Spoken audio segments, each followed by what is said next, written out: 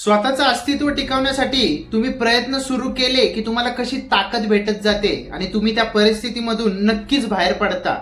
अशीच घटना आज मी तुमच्यासोबत शेअर करणार आहे. पण स्टोरी सुरू करण्यापूर्वी जर तुम्हाला विचित्र, भयानक, रहस्यमय घटना स्टोरी रूपात बघायला आवडतात तर तुम्ही अगदी बरोबर चॅनेलवरती आलाय. आम्ही तेच सांगतो आणि आठवड्यातून 1 ते 2 स्टोरी अपलोड करत असतो. जर तुम्ही इंटरेस्टेड असताल तर लाईक, सबस्क्राईब आणि बेल आयकॉनवरती क्लिक करायला विसरू नका. त्यामुळे तुम्ही माझे वीकली अपलोड्स बघू शकताल. चला तर मग सुरू करूया आजची स्टोरी.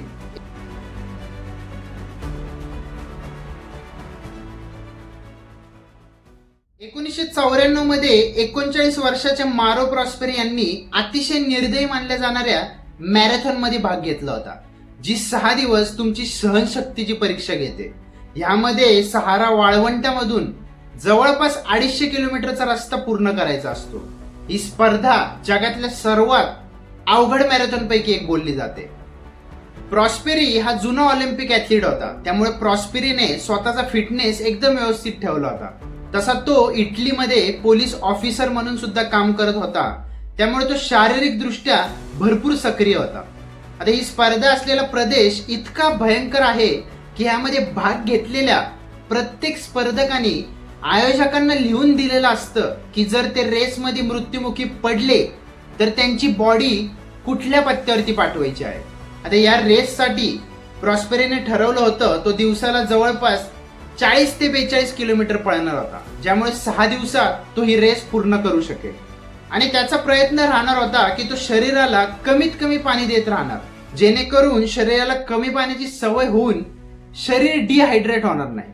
पण तो कितीही ट्रेनिंग करत असला किंवा त्याची जरी ही रेस पूर्ण करण्याची क्षमता होती तरी त्याची बायको प्रॉस्पेरीच्या बाबतीत भरपूर काळजीमध्ये होती. पण प्रॉस्पेरी कॉन्फिडेंटली बायकोला सांगत होता, मला जास्तीत जास्त काय होईल तर थोडी सूर्यामुळं माझी स्किन जळेल.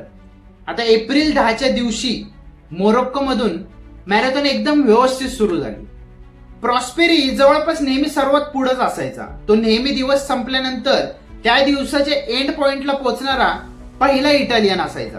तो तिथं पोहोचला की त्याचं टेंट लावून तो बाहेर इटलीचा झेंडा लावायचा, ज्यामुळे बाकीचे इटालियन त्याला शोधून त्याच्या इथे येऊन गप्पा मारू शकतील.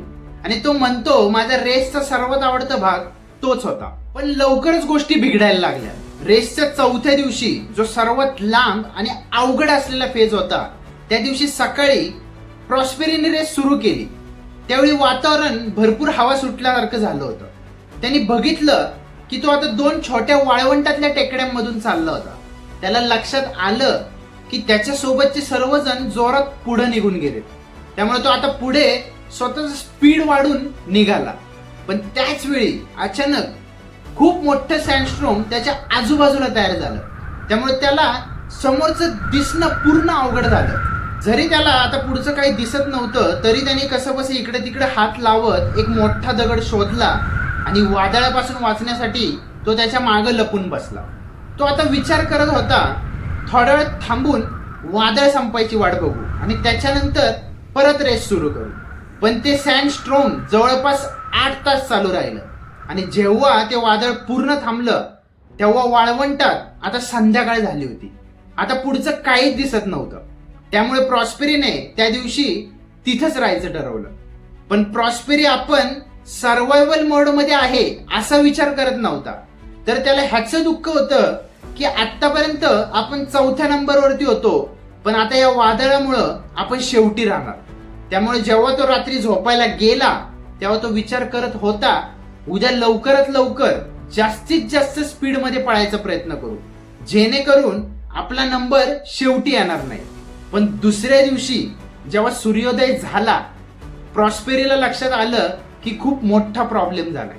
रात्री आलेलं वादळ इतकं मोठं होतं की त्याने संपूर्ण वाळवंटाचा चेहरा मोहराच बदलला होता. स्पर्धेच्या आयोजकांनी रेससाठी लावलेले निशाण, छोटे छोटे ढिगारे सगळं मूळ जागेवरून इकडे तिकडे पसरलं होतं. जरी त्याच्याकडं मॅप आणि कंपास होता, पण त्याला योग्य मार्गाचा अंदाज लावणं अवघड जात होतं. तरी या रेसमध्ये भाग घेतलेल्या प्रत्येक जणाला स्वतःकडं काही गोष्टी ठेवणं कंपल्सरी होतं. त्यामुळं प्रॉस्पेरीकडं चाकू, काही अन्न, लाइटर, स्लिपिंग बॅग हे सगळं होतं, पण त्याच्याकडे एका गोष्टीची कमी होती, ते म्हणजे पाणी. आता त्याच्याकडे फक्त अर्धा बॉटल पाणी राहिलं होतं, कारण की मॅरेथॉन आयोजकांनी जागोजागी चेक पॉइंट लावले होते जिथून सर्वजण पाणी भरून घेत असत. आता प्रॉस्पेरी सँडस्ट्रॉम आल्यापासून कुठल्या चेक पॉइंट पर्यंत पोहोचूच शकला नव्हता, त्यामुळे त्याच्याकडं भरपूर कमी प्रमाणात पाणी राहिलं होतं. आता तो सगळीकडे बघत होता तेव्हा त्याला समजत होतं की आपण खूप भयानक परिस्थितीमध्ये अडकलोय. तरी तो विचार करत होता, सँडस्ट्रॉम मुळे आपल्यासारखेच बाकीचे रनर्स पण असेच अडकले असतील, त्यामुळे आपण जर पुढे जात राहिलो तर नक्कीच कोणतरी सापडेल. तो आता एका उंच टेकडीवरती चढून बघत होता की कोण दिसतंय का, पण त्याच्या लक्षात आलं की कुणाची सावली सुद्धा दिसत नाहीये. संपूर्ण वाळवंट रिकामा पडलेला वाटत होता. आता तो पुढचे भरपूर तास प्रत्येक उंच टेकडीवरती चढून बघत होता की कोण दिसतंय का, पण कोणच दिसत नव्हतं. या गोष्टीमुळं तो आता जरा बिथरला. त्यांनी शोधण्यातच भरपूर एनर्जी वाया घालवली होती. आता दुपार झाल्यानंतर पूर्ण घामाने भिजलेल्या त्याला कोणच दिसलं नव्हतं, पण त्याला लक्षात आलं जर असंच तो शरीरातला घाम घालवत राहिला तर तो असाच मरून जाईल, कारण की त्याच्याकडे खूप कमी पाणी होतं. त्यामुळे तो आत्ताशी कुठं सर्वायवल मोड मध्ये गेला आणि त्याने ठरवलं की तो आता फक्त सूर्य मावळल्यानंतर किंवा सकाळी लवकरच प्रवास करणार आणि तेव्हाच तो त्याची एनर्जी टिकवू शकेल. तो आता बॉटलमध्ये त्याचं युरिन करत होता, जेणेकरून ते युरिन त्याला नंतर पिता येईल जेव्हा त्याच्याकडचं पाणी पूर्ण संपून जाईल. त्याने पुढचे 2 दिवस एनर्जी वाचवली, पण तो कुठे ना कुठे वाळवंटातनं फक्त इकडे तिकडे फिरत होता. त्याला तो रस्ता कुठेच घेऊन जात नव्हता. त्याला सुद्धा कळत नव्हतं की तो काही प्रोग्रेस करत होता की नाही, आणि त्याला कोण दिसत पण नव्हतं. त्याला आता कळायला लागलं होतं की आता परिस्थिती क्षणाक्षणाला वाईट होत चालली. पण त्याच वेळी त्याचं नशीब बलवत्तर म्हणून त्याला वाळवंटात एक छोटी वास्तू दिसली. तो आता प्रार्थना करत होता आता त्याला कोणतरी भेटावं, पण तिथं होतं ते फक्त एक थडगं. तरी पण त्याला जरा आधार वाटला.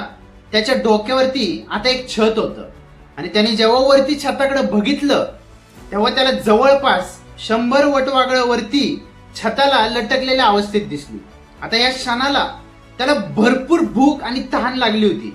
तो वरती चढला, त्याने हातात येतील तेवढी वटवागळं पकडली आणि त्यांचं रक्त प्यायला सुरू केलं. जवळपास भरपूर वटवागळांचं रक्त पिल्यानंतर त्याने तिथली लाकडं काढली आणि त्या घराच्या बाहेर शेकोटी पेटवली.